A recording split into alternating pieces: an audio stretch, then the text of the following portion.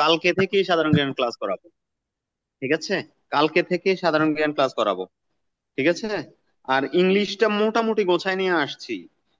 এখন সাধারণ জ্ঞানটা ধরবো, 2-4 দিনে সাধারণ জ্ঞান শেষ হয়ে যাবে দেখবেন। আচ্ছা। ভাইয়া আর্টিকেল লাগবে না? জি জি জি জি। আর্টিকেল পড়তে হবে না? আর্টিকেলস তো মোস্ট ইম্পর্টেন্ট, আর্টিকেলস তো পড়িয়েছি। আর্টিকেলস মোস্ট ইম্পর্টেন্ট, আর্টিকেলস থেকে একটা মিনিমাম একটা আসবে গ্যারান্টি বলতে পারেন। বুঝতে পারছেন? নিশ্চিন্ত। জি ভাইয়া। আপনি কি মানে আপনি আহ কে বলছেন বলেন তো? স্বর্ণা। আগে কি? হ্যাঁ হ্যাঁ। স্বর্ণা। ও আচ্ছা, আপনিও তো আর্টিকেলস পড়েন নাই। আচ্ছা, ঠিক আছে বয়েস। প্রিপোজিশন কি আমরা নিজেরাই পড়বো? প্রিপোজিশনের কি আমি আপনাদেরকে সাজেশন একটা দিয়েছিলাম তাই না? দিয়েছিলাম কি? দেখি দেখি নাই তো।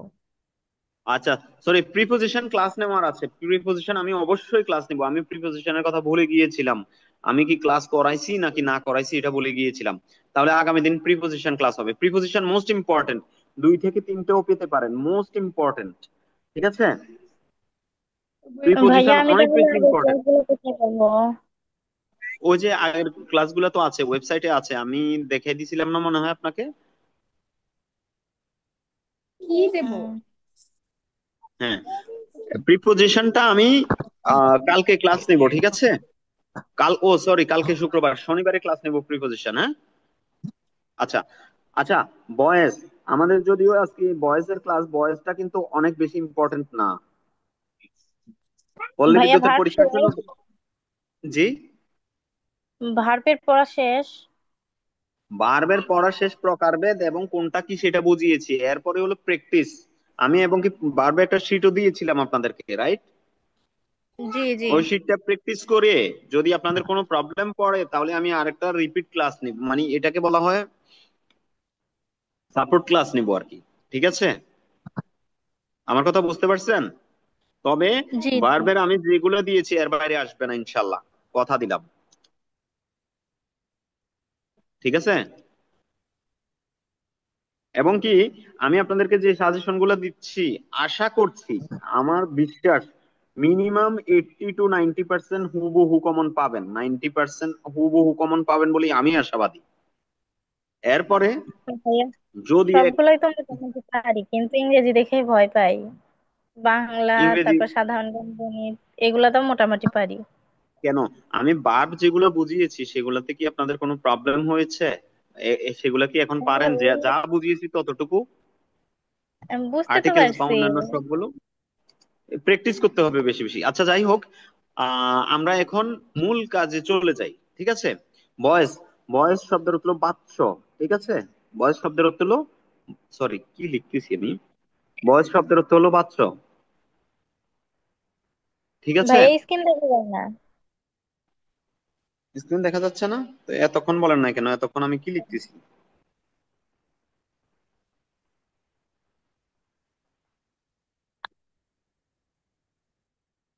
এখন দেখা যায়? বয়স শব্দের অর্থ হলো কি? বাচ্চ। মাত্র। বাচ্চ বলতে কি, মানে আমরা কথা বলার ভাইয়া দেখা যায় না। অঙ্গভঙ্গি, কথা বলার ভঙ্গি, মোট কথা যদি বয়স, যদি আপনি বলেন এক কথায় নিজের ভাষায়, নিজের ভাষায় যদি বলেন কথা বলার ভঙ্গি, বয়সটা হলো কি কথা বলার ভঙ্গি বা ধরন। ঠিক আছে আপু, আমি ক্লাসে, আমি আপনাকে একটু পরে নোট দিচ্ছি। ঠিক আছে, কথা বলার ধরন, আমি কিভাবে কথা বলবো, কথা বলার ধরন কে ভয়েস বলে। ভয়েস সাধারণত কয় প্রকার? 2 প্রকার। একটা হলো অ্যাক্টিভ ভয়েস, একটা প্যাসিভ আর একটা ভয়েস। হলো প্যাসিভ ভয়েস। এই যে অ্যাক্টিভ মানে সক্রিয়, প্যাসিভ মানে সরাসরি সক্রিয় নয়।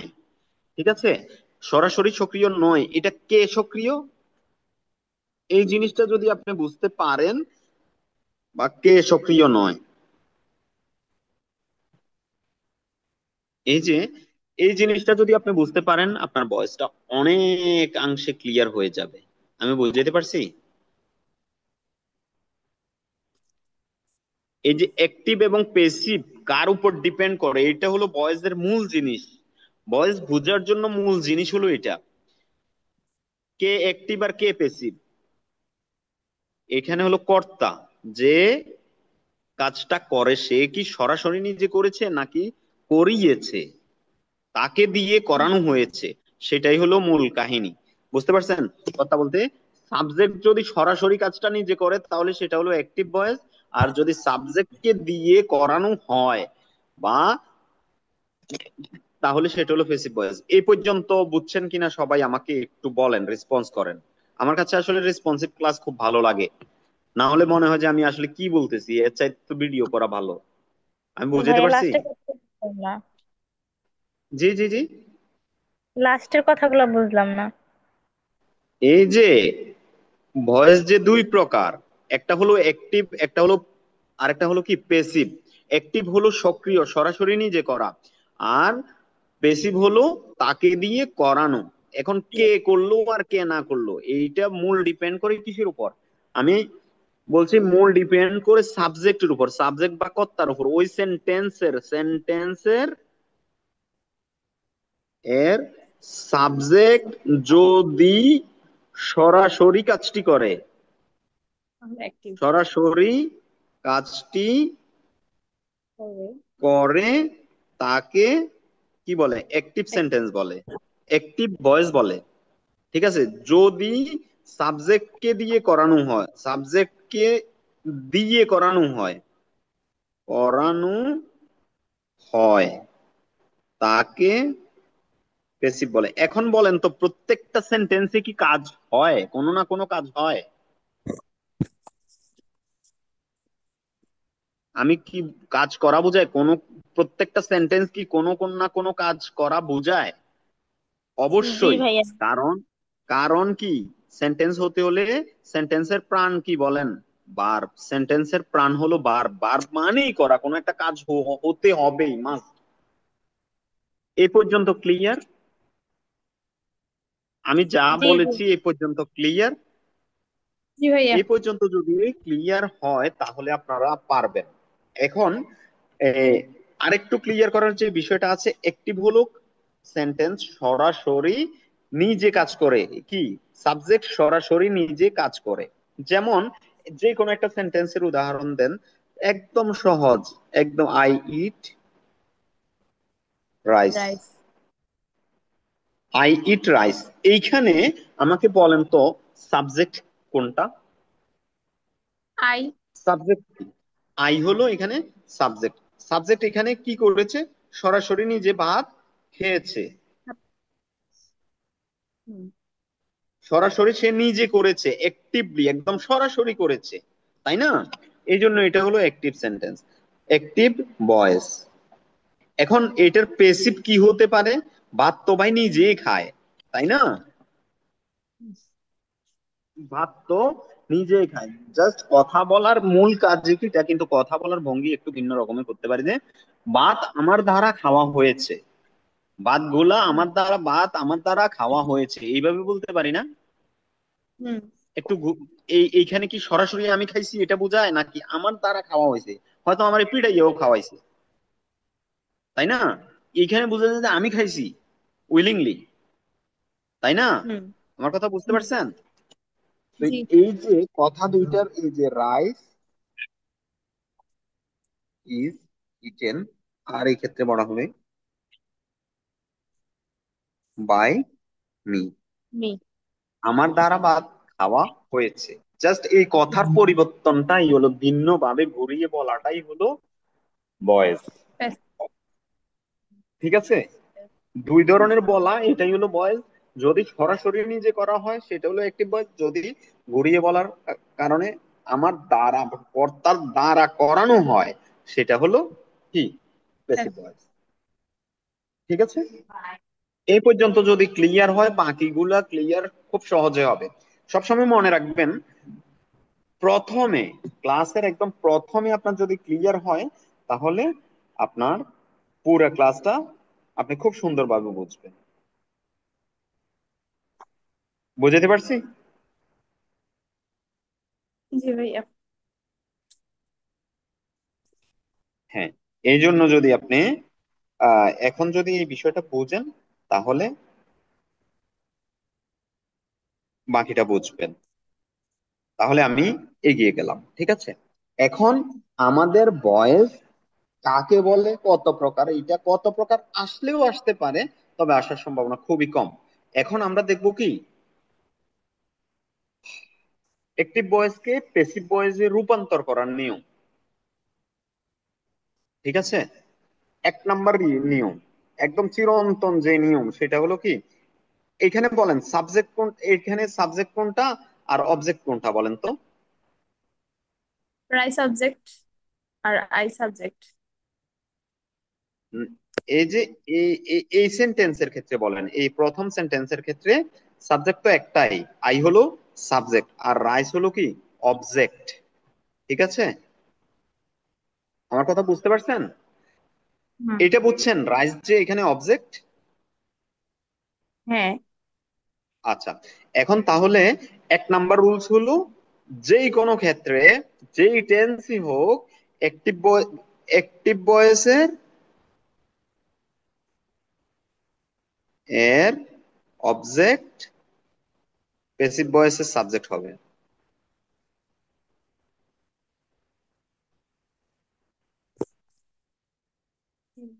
সাবজেক্ট হবে, ঠিক আছে। প্যাসিভ ভয়েসের সাবজেক্ট হবে, দুই নাম্বার রুলস, ঠিক আছে। তাহলে দেখেন এইটাকে আমি আরেকটা সেন্টেন্স লিখি এখানে, he write write a letter, ঠিক আছে। সেন্টেন্সটা কি ঠিক আছে বলেন তো, রাইট রাইটস এ হবে। লেটার। রাইটস হবে। ভেরি গুড, তাহলে কালকের ক্লাস আমার কাজে লাগছে, কালকে পরশু 2 দিনের মানে গত 2টা ক্লাস আমার কাজে লাগছে। রাইটস হবে। লেটার কি এইভাবে লিখে? আচ্ছা যাই হোক, যেভাবে লিখো সমস্যা নাই। আচ্ছা, এখন এইখানে বলেন তো সাবজেক্ট কোনটা আর অবজেক্ট কোনটা। এটা তো অ্যাক্টিভ ভয়েস, সে চিঠি লিখে, একটি চিঠি সাবজেক্ট লিখে। সে। হি হ্যাঁ, সাবজেক্ট। হি হলো সাবজেক্ট, আর বার কোনটা, বার, আর অবজেক্ট হলো এ লেটার, রাইট। তাই না? হুম। এই পর্যন্ত ক্লিয়ার? এই যে প্রথম রুলসটা আমি করি, ঠিক আছে, এ লেটার, এ লেটার, একদম প্রথম রুলসটা হয়েছে। হুম। তারপরে রুলস হলো যে পরিবর্তিত সাবজেক্ট মানে অবজেক্ট যে সাবজেক্ট হচ্ছে সেটার সাথে কি হবে, অক্সিলিয়ারি ভার্ব বসবে, এবি অক্সিলিয়ারি ভার্ব কার অনুসারে হবে, অবজেক্ট যে সাবজেক্ট হয়েছে সেই সাবজেক্টের অনুসারে। এ লেটার কি ইজ হবে, তাই না? হ্যাঁ। রাইটস। তারপরে ভার্বের কোন রূপ হবে, বি থ্রি হবে, 3 নম্বর রুলসে আছে বি থ্রি হবে, রিটেন। তারপরে একটা কি হবে, 4 নম্বর রুলসে আছে কি, বাই হবে, বাই। তারপরে 5 নম্বরে আছে হলো কি, অ্যাক্টিভ ভয়েসের সাবজেক্ট অবজেক্ট। প্যাসিভের অবজেক্ট হবে। আর বাকি কি আছে তাহলে ভাই, এই যে অবজেক্টের কি রূপ হবে, সাবজেক্ট কিন্তু সাবজেক্ট অবজেক্টিভ রূপ হতে হবে, ঠিক আছে। হি এর পরিবর্তে কি হবে, হিম, হিম। পসেসিভ রূপ বলা হয় এটাকে, ঠিক আছে। হি তো অবজেক্ট হিসেবে ব্যবহার হয় না, হিম হবে, ঠিক আছে। এই পর্যন্ত ক্লিয়ার, বুঝতে পারছেন?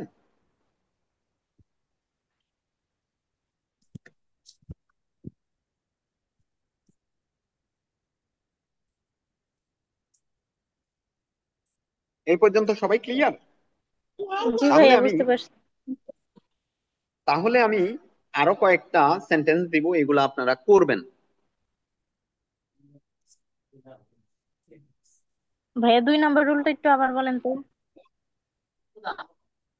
1 নম্বর রুল হলো অ্যাক্টিভ ভয়েস এর অবজেক্ট প্যাসিভ ভয়েসের সাবজেক্ট হবে, তারপরে পরিবর্তিত অবজেক্টের মানে পরিবর্তিত সাবজেক্টের পরিবর্তিত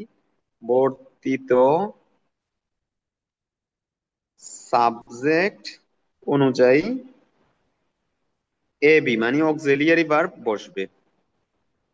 এটা বুঝছেন?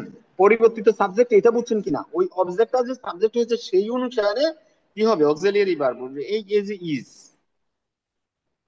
বুঝতে পারছেন? জি। আচ্ছা, আই সি দা ম্যান, তারপরে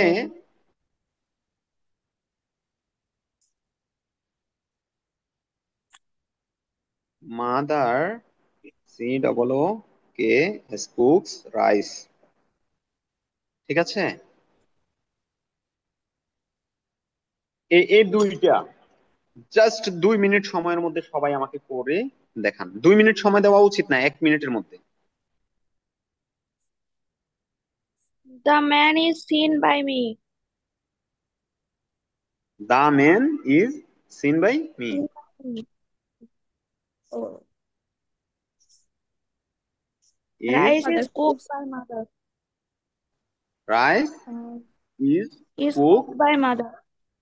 মাদার। আচ্ছা, আমাকে বলেন তো মি কেন হলো? এর objective হচ্ছে form. me. Me হয়। আচ্ছা, ঠিক আছে, সবাই যদি বুঝেন খুবই ভালো। ঠিক আছে, খুবই ভালো। এই যে রুলসটা বললাম, সেই রুলসটা হলো কি, প্রেজেন্ট ইনডিফিনিট টেন্সের ক্ষেত্রে, প্রেজেন্ট ইনডিফিনিট টেন্সের ক্ষেত্রে। ঠিক আছে, এখন আসেন, যদি পাস্ট ইনডিফিনিট টেন্স হয়, শুধু ভার্বটা পাস্ট এই হয়ে রুলস, যাবে। যদি পাস্ট ইনডিফিনিট টেন্স হয় তাহলে কি হবে, রুলসটা কি হবে বলেন তো? একই, এই যে যে এক ভার্বটা নাম্বার রুল, এক নাম্বার রুলস অলওয়েজ কি হবে, ওইটাই থাকবে। এক নাম্বার রুলস অলওয়েজ ঠিক থাকবে, অবজেক্ট সাবজেক্ট হবে। 2 নাম্বার রুলসে জাস্ট একটা পরিবর্তন আসবে, যেহেতু এটা ফার্স্ট, সেহেতু এই যে অক্সিলিয়ারি ভার্বটা সবসময় কি হবে, ফার্স্ট এর হবে, ইজের পরিবর্তে ওয়াজ হবে। আমি বুঝাইতে পারছি? জি। যদি আমি লিখি যে Mita, Mita road, WROT, road a letter,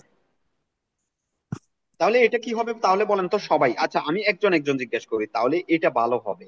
আমি যে না হলে দেখা যায় যে যে পারবেন সে তো উত্তর দিবেনই, কিন্তু যারা পারবেন না তারা ইয়া হয়ে যাবে। আচ্ছা, জেরিন রিফা, আপনি বলেন, Mita road a letter. A letter was written by Mita. Rotate, Written. মনে হয় আপনি Written. ভুল করেছেন। আচ্ছা, Oh, আপনি sorry, ইয়া sir. বলেন তো, নূরে জান্নাত এটা হচ্ছে ফিমেল বলেন। A আচ্ছা, letter বুঝতে was পারছি আপনি। written, আচ্ছা, a letter was আরেকটা written by জিজ্ঞেস me. করুন। আচ্ছা, ঠিক আছে, হয়েছে। আরেকটা জিজ্ঞেস করব, যদি আমি আই ডিড দা ওয়ার্ক এটা বলি, The work was done by me. দা কে বলেছেন? নুরি জান্নাত। নূরে জান্নাত। স্বর্ণা খাতুন, আপনি বলেন।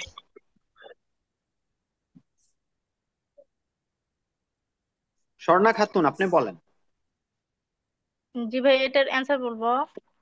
জি জি জি জি। The work was done by me. আচ্ছা, খুবই ভালো হয়েছে। ঠিক আছে,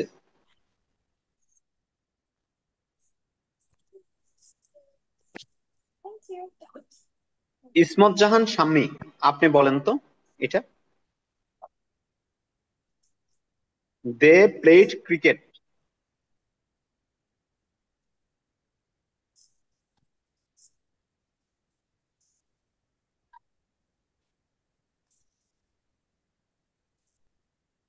ইসমত জাহান শাম্মী, জি স্যার।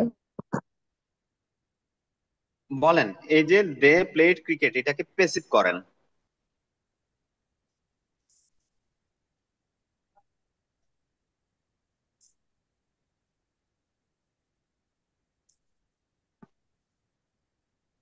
আপনি কি স্যার লাস্টে জয়েন পারতেছি না। করেছেন? জি জি জি জি। স্যার।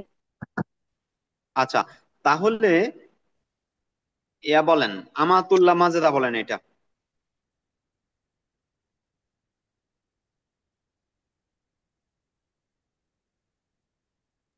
আমাতুল্লাহ মাজেদা আছেন? আছেন আপনি?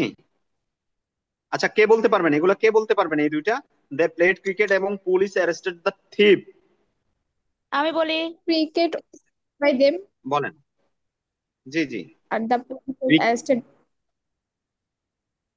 Cricket was played by them. Them, তারপরে the police arrested. The thief was arrested by police. আচ্ছা, আমার মনে হয় যারা লাস্টে জয়েন করেছে তারা ছাড়া আমাদের এখানে মোটামুটি সবাই এই পর্যন্ত ক্লাসটা ক্লিয়ার বুঝতে পেরেছে। আচ্ছা, ফার্স্ট ইনডিফিনিট। এখন যদি ফিউচার ইনডিফিনিট হয় তাহলে কি হবে? শুধু ভার্ব অক্সিলারি ভার্বটা হবে বি হবে শুধু। তাহলে জাস্ট অক্সিলারি ভার্বটা বি হবে। আমি তারপরও আবার বলে দিচ্ছি, ঠিক আছে? এক নাম্বার রুলস হলো কি, অবজেক্টটা সাবজেক্ট হবে। পেসিভের ওবিজে, সরি, অ্যাক্টিভের অবজেক্ট কি হবে? পেসিভের সাবজেক্ট হবে। তারপরে কি হবে? দুই নম্বর অক্সিলিয়ারি ভার্বের সাথে কি হবে?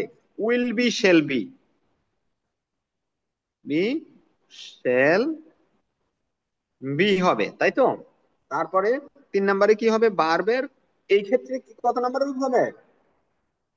এই ক্ষেত্রেও বি থ্রি হবে। চার নম্বরে কি হবে? বাই হবে। পাঁচ নম্বরে কি হবে? অ্যাক্টিভের এর সাবজেক্ট, প্যাসিভের কি হবে? অবজেক্ট হবে। এই পর্যন্ত ক্লিয়ার? যদি ক্লিয়ার হয় কয়েকটা আহ একজনে একটা বলবেন, এর বেশি বলবেন না, আমি বারবার আপনাদেরকে জিজ্ঞেস করবো না।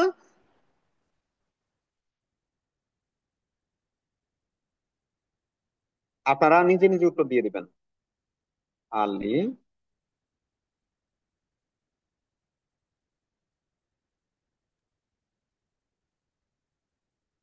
স্যার উপরের দিকে একটু স্ক্রল করেন, একটু দেখি, আমার দেখা যাচ্ছিল না। আচ্ছা, আলী উইল ক্যাচ ফিশ, এটাকে আপনারা প্যাসিভ করবেন। আবার করবেন হলো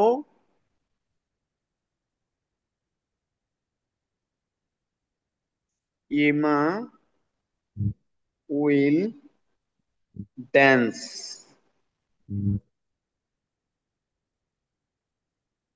ঠিক আছে? তারপরে আরেকটা করবেন হলো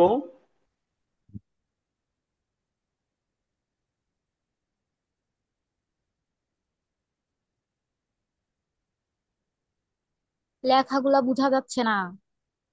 will support me, Swapan will support me, Ima will dance, Ali will catch fish. ভাই আমার লেখা এরকম, আমারে আল্লাহ যদি ডাক্তার বানাইতো তাহলে ভালো হইতো, বুঝছেন?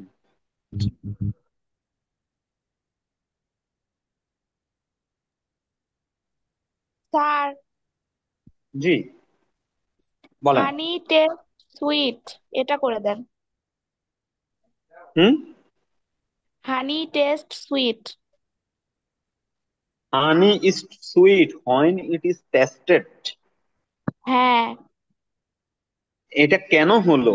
এই কথা তো এটা, তাই না? হ্যাঁ হ্যাঁ। এটা আমি বলবো, এটা আমি বলবো। এটা কেন হলো জানেন? আপনাকে একটু বাস্তব ভিত্তিক চিন্তা করতে হবে। আর আচ্ছা, আমি এটা লাস্টে বলবো, ঠিক আছে? লাস্টে ইনশাল্লাহ বলবো, হ্যাঁ? এখন বললে অনেকের হয়তো মনে কষ্টের কারণ হয়ে যেতে পারে, বিরক্তির কারণ হয়ে যেতে পারে, লাস্টে আমি বলবো, হ্যাঁ? আচ্ছা, এইগুলা কি আপনারা করতে পারবেন? ফিশ উইল বি কট ভাইয়া by Ali. Will be fish caught will be by Ali. Caught by Ali, হ্যাঁ। ইমা উইল আলী ড্যান্স, এটা ড্যান্স উইল বি, এটা তো উইল হচ্ছে বি ইয়ে নাই, নাই তো। হুম। আচ্ছা, এটা সিং এ সং, এবার হয়েছে। Sing a song, sing a song. A song will be sung by Ima. Very good. এই যে, কে এটা ভুল ধরছে কে বলেন তো? রিমি। ও আচ্ছা, আপনারে হলে অন্য কেউ হলে মানে পুরস্কারের ব্যবস্থা করতাম, আপনারই করবো না কারণ আপনি ইংলিশের আমারও স্টুডেন্ট। দিবেন না। ঠিক আছে, তারপর আমি এই জন্যই এটা এইভাবে দিছি, বুঝছেন? স্টুডেন্ট, এই জন্যই তো পারে। হুম। রিমি ইংলিশের স্টুডেন্ট, এই জন্যই তো এত ফাস্ট। হ। আচ্ছা, হ্যাঁ, আরিয়া, তারপরে বলেন। তারপরে বলেন। এটা এটা Swapan will support me. I will be supported by Shopon. Very good. এই যে সব কি একজনেই উত্তর দিল নাকি? ওকে একটু চুপ করতে Oh, বলেন, আমরা বলি। আমি বলছি একজনকে একটা উত্তর দেওয়ার জন্য। এটা তো ঠিক না।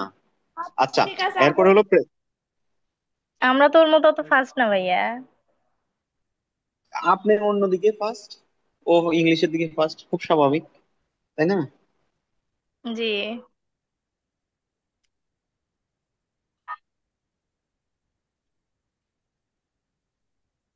ঠিক আছে, present continuous tense. Present continuous টেন্সের ক্ষেত্রে কি হবে বলেন তো?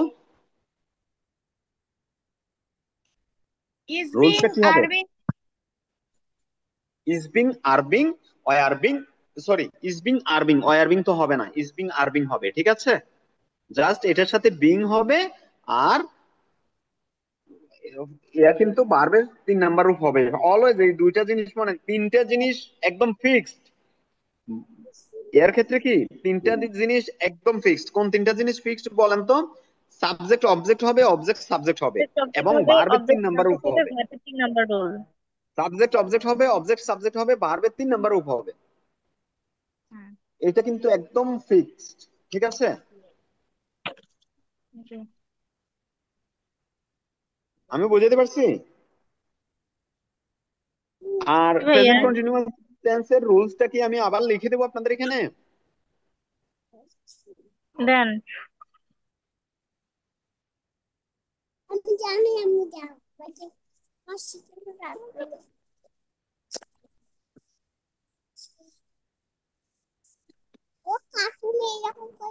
আচ্ছা, দেখেন, প্রেজেন্ট কন্টিনিউয়াস টেন্সের রুলসটা হলো কি, এই যে অবজেক্ট, অবজেক্ট হবে, সাবজেক্ট। আমি একদম সংক্ষেপে লিখতেছি।